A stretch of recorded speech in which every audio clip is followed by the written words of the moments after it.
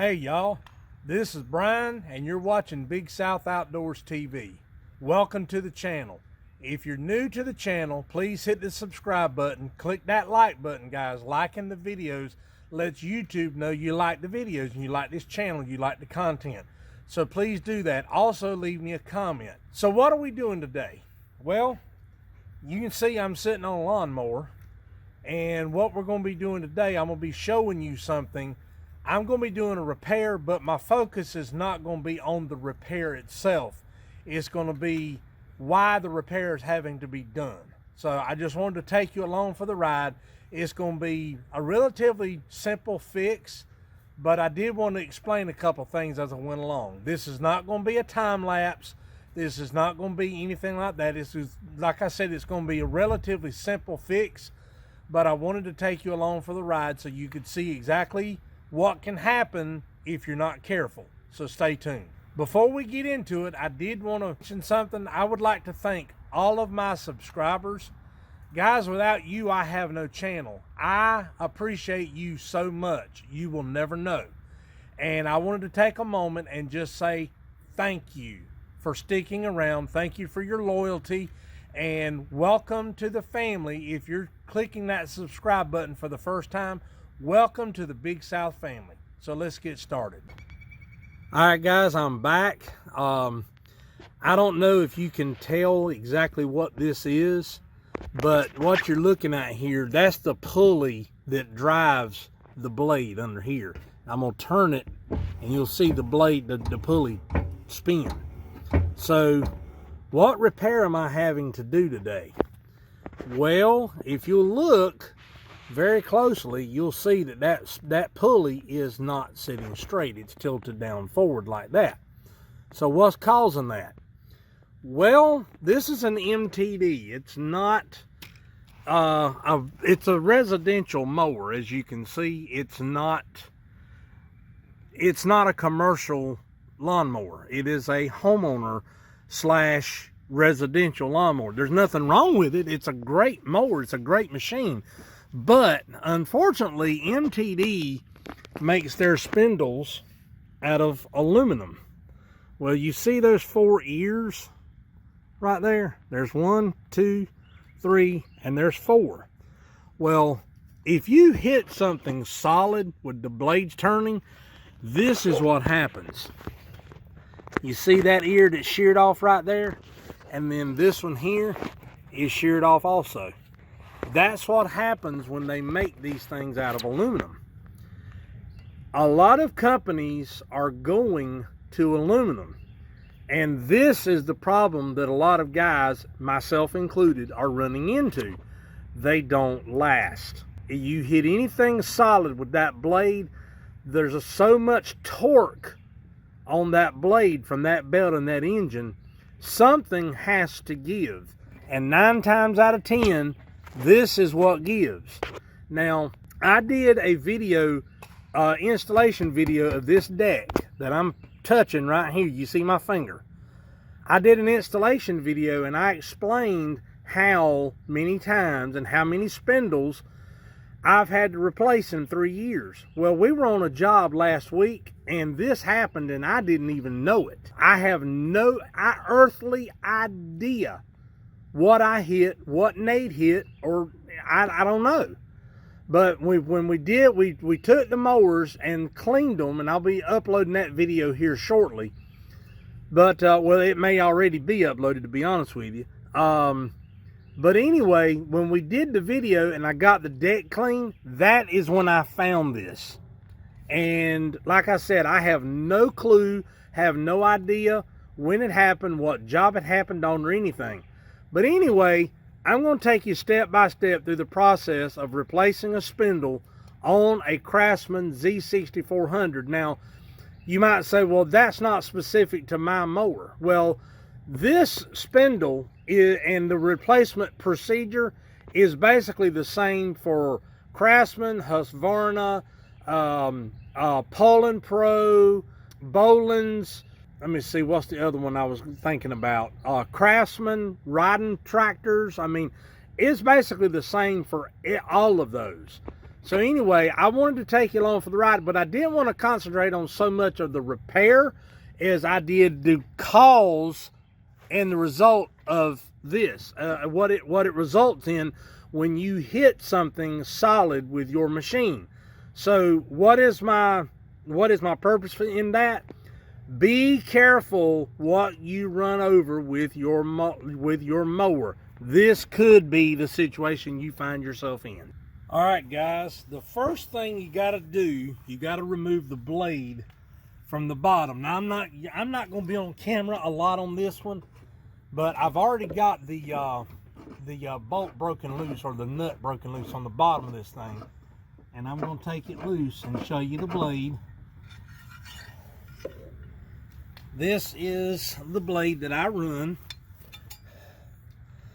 It's got the high lift right there, and it is the 6-point star hole. It's got 6 points on it, and that's the blade that this machine runs. This is a 46-inch deck, so it uses 2 of these blades. Now, one tip, a new spindle does not come with this nut, so save your nuts. It comes with the bolts to bolt it to the deck, but it does not come with that nut. So the one thing I do like about these newer ones, it has a grease zert in it. That's the one thing I do like. I don't know if you can see it right there. As a lot of mechanics call it, they're called a zert fitting. Now, one thing you do need to do, and I'm taking you step by step through the procedure, you need to take the broken ears loose first, because if you take these loose, it won't keep it locked in place. You get the bolts broke loose first, then you take your belt off. So let's do that right quick. Now, a pro tip, I know you can hear me. Pro tip is the bolts in this are the exact same size as the bolts in the new one, so you can find the size sockets you need based on the size bolt that's in the new spindle. And when I say the size bolt, I mean the head, the socket that it takes.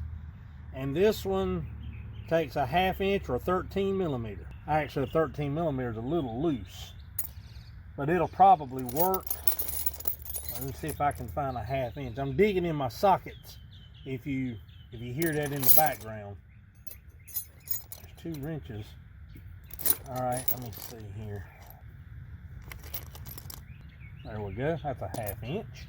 Now, I'm going to get under here and I'm going to break the broken pieces loose first.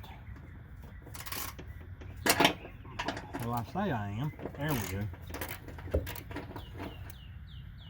Oh, another thing, you don't want to put metal or steel bolts into an aluminum housing without putting anti-seize on them, because if you do, they'll corrode. 2 metals together, 2 different metals like that will cause corrosion. See that? Look at that. I'm hoping the camera's picking that up. That thing just, I don't know what I hit, but it just sheared right off. I'm sorry if that bumped the camera, guys, but it just sheared them right off. But you always want to put anti-seize on the new bolts when you put it in there. That way, if you ever do have to replace these, you won't have the problem of the corrosion sticking the bolts. Now, if you will go look, I'll put the thumbnail to that video right here. If you'll watch that video, you'll see that when I put this deck under here and I put these brand new spindles, this spindle ain't probably 2 months old, if that. If you'll watch that video, I explained the anti-seize in more detail, but I'm going to be using it on this one too. Now,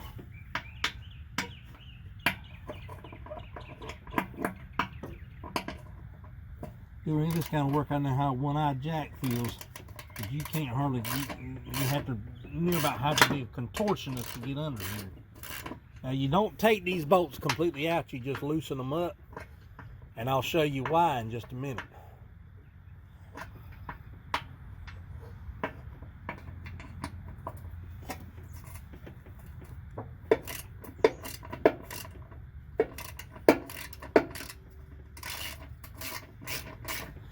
All right, now got the bottom, the two good ears, the bolt's broken loose. Now what you're gonna need on the next one, the next step is, it's loose but it's still connected. You got to take the belt off of this blade. Now here's what I use, and I said blade, I meant the pulley. I just use a large flat tip screwdriver, and you stick it in there and you use it like a wedge, and you just pull it around like that, and it will take the belt right off of it. And you just don't lose your routing of the belt. Now that I've got that done, I can take the bolts the rest of the way out, and that spindle will slide right out.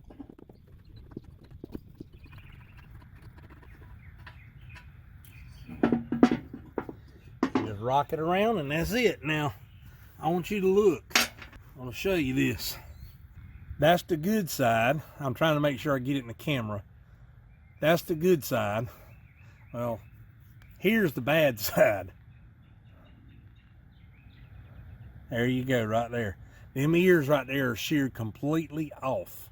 And here's the two pieces that sheared off right there. And there's one, and there's the other. So I'm gonna put some anti-seize on these new bolts, and then we're gonna stick it back on here and get it put back together. Here is the anti-seize that I use. Make sure the camera picks that up really well. I got this from my local O'Reilly's. It's called VersaChem, as you can see the name right there, and it works pretty well. You see it says thread lubricant, but it's basically, this is all basically the same. It's anti-seize, but what it does, it prevents the steel bolt. I dropped it. It prevents the steel. Actually, you can see a little bit of it on that bolt right there where I had put it on there. It prevents the metal from being able to corrode inside the aluminum housing, and that's all it does. You can actually see the anti-seize on the ear of that spindle right there. And so my advice as a content creator on YouTube, if you're having to put a steel bolt, these are grade 5 bolts, and the way you can tell that, if you look at the little notches inside that bolt head, there's 5 of them, and that tells you it's a grade 5 bolt. If you're having to put steel bolts in aluminum, which that is, I would use anti-seize. So anyway, I'm gonna get this put on, and then I'm gonna get the bolt started, and then I'll come right back. All right, I've got the anti-seize applied. Actually, I applied it to the spindle holes, as you can see there and there, and when I run the bolts up in there, it will apply it to the bolts as well. And you just slide it in there. Now there's little ears on those notches on those things, and what they do, they just lock onto the deck, and that's how you know you have it in place. Then you just get it lined up with the hole, and you put the bolt in it. So we're gonna get that. My daddy always taught me, if you can move it around and see the hole to get it lined up, do it.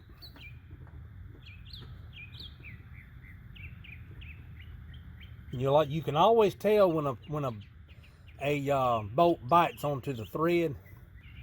And there she is, and she covered in anti-seize. The way to assure, and I keep bumping the tripod, guys, I'm sorry.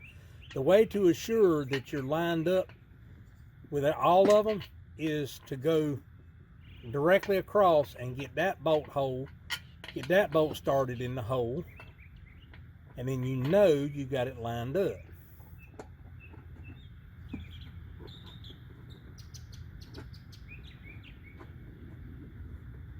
Sometimes it can be a little testy, but for the most part they go right in. Just like that one did. See it coming through right there? And it's covering anti-seize too. I love it when a plan comes together.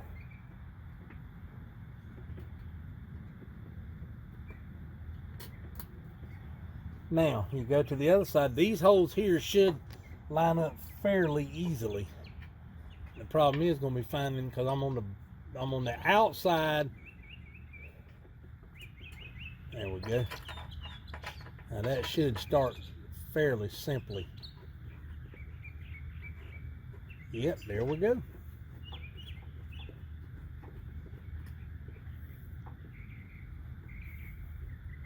And I run them up as much as I possibly can with my fingers, so it doesn't take so long with the or take as long with the ratchet and everything.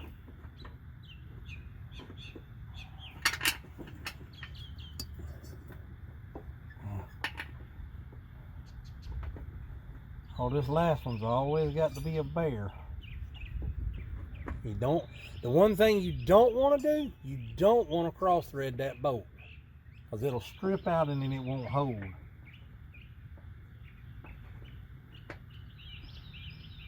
My son Nate is usually on my videos with me, but he's got other chores he's got to do, so he's indisposed at the moment. That thing's trying to go on cross-threaded, and I don't want that.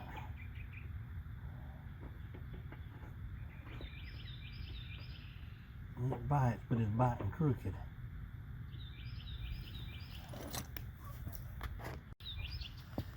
Alright, I got it started finally. I don't know exactly. Let me make sure. I keep bumping that tripod. Let me make sure. Yeah, it's good.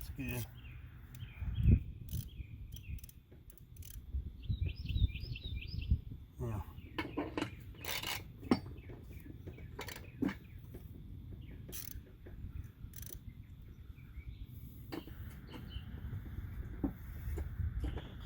And she's not cross-threaded. That's the main thing.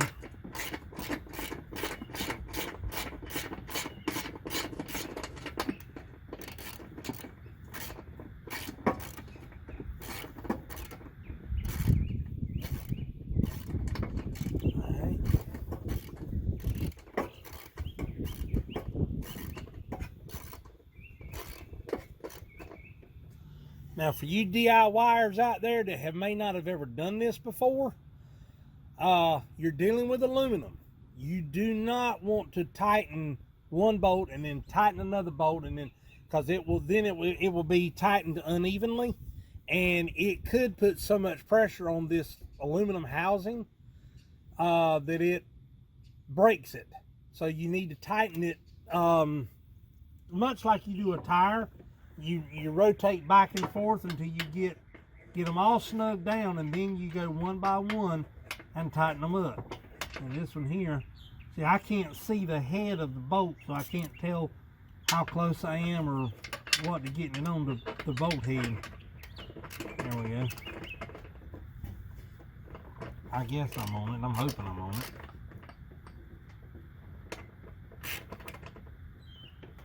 Because I am flying blind right now. No offense to anybody out there that might be vision impaired. I didn't mean it that way. I'm just saying I can't see what I'm doing because it's behind the spindle.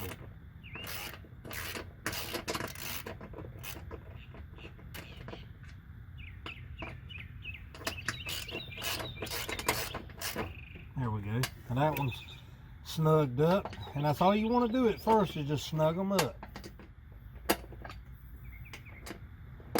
And by snug, I mean pull it down against the metal, just like that, and then do this one the same way.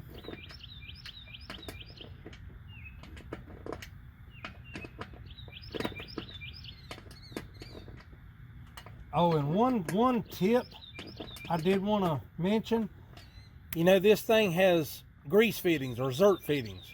What you want to do, what you don't want to do is put the zert fitting on the inside of the deck. You want to put it on this side so you can get to it easier. I forgot to mention that, and I apologize. Now, what you do with these, you tighten the first one down a quarter of a turn, then you go across from here to here, and you do a quarter of a turn. Then you go to the next one, which is this one back here in the back, and you go a quarter of a turn, and then you go here, which is here, Well, I'm sorry, no, this one. You do a quarter of a turn. And as you do that, you can feel it start really, really tightening down. Then you go back to where you started, which is here, and you do a quarter of a turn, and see that one's tight. Then you go over here and you tighten it down, and you go over here, which is back here, and get it on there as best you can. It's hard when you can't see it.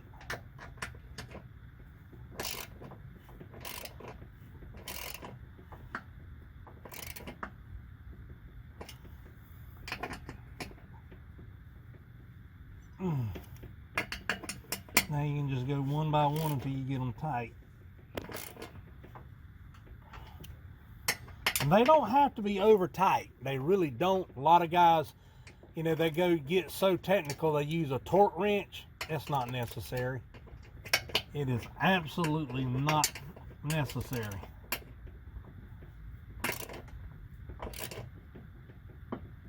Alright, she's on there. Now the next part of this little repair procedure is putting the belt back on. What you got to do, you got to look at the belt and make sure it's still connected to the clutch in the back there on the engine, and then it goes around the pulley on the other side on the inside. It does. Okay, it's ready to be put back on the deck. So what you do, you hook the belt like that, and you make sure it goes over the nut on the top.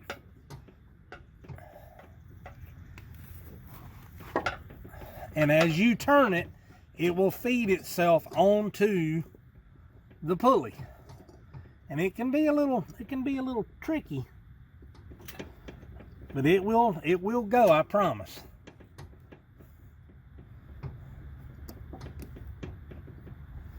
Let me put this in there and feed it around that. Oops. And as you turn it, making a liar out of them is what it's doing. Oops. Let me move the camera. Now I can get a better grip on it. Let me try it from the back here. It'll be the same thing, and it might be a little easier. I'll tell you right now, it come off a whole lot easier than it's going back on. There we go. There we go. No. No. Get back here. Get your little fanny. There we go. And that's it. We're on.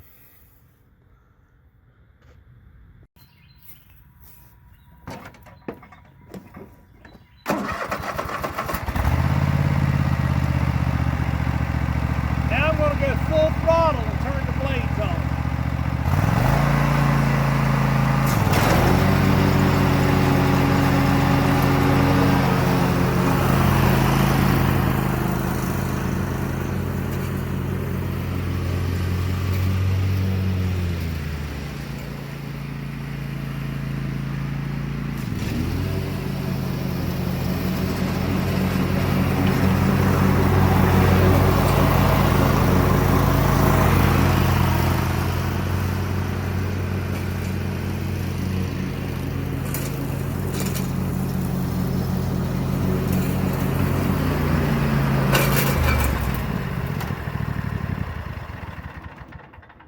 Alright, she seems to be in working order.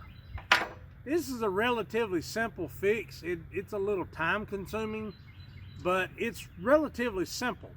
I hope the explanations and the talk through I did on this video, where I normally don't, I normally just have music playing in the background, but I hope that I was able to help someone. I hope you found this informative. I hope you found it educational. If you haven't yet, subscribe to the channel, please. We'd love to have you be a part of the Big South family. Click that like button, and when you do, leave us a comment. This is Brian with Big South Outdoors TV, saying always remember to live big, live southern, and live outdoors. Until the next time, folks, see you later.